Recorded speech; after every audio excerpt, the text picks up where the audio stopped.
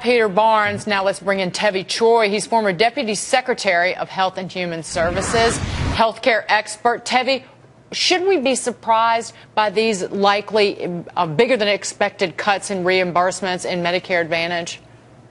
Yeah, thanks for having me on, Jake. And I got to say, I'm surprised people are surprised. President Obama has been dumping on Medicare Advantage ever since he's been president. When he talks about waste, fraud, and abuse in Medicare, somehow he's talking about Medicare Advantage, which I don't think it is. I think it's a good program, like Peter was saying.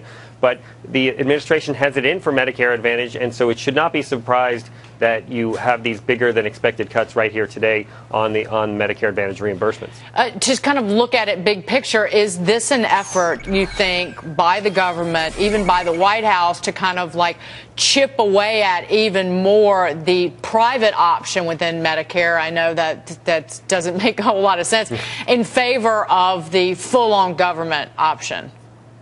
No, I think you're absolutely right, Diggins. The more there are other choices within Medicare, the more people see that there are these market-based options. And the whole Part D plan in Medicare Advantage came as part of the Medicare Modernization Act in 2003, 2004 under President Bush. So Medicare Advantage, or MA, was part of that market-driven approach, and it has been working. The overall Part D plan has come in significantly under budget, significantly under expectations, but President Obama and some of his Democratic allies don't like it, and so they've been taking these whacks at it. I don't think it's the right way to go about reforming Medicare spending, though. But do you think, though, that the Democrats and even the Republicans will ever tackle cutting Medicare spending? Again, the big picture is people are not paying in to Medicare as much as they're taking out. So how would you go about it? Because, again, like the doctor payments that they keep getting kicked down the road, the payments to doctors through Medicare are expected to be cut, 26-27%?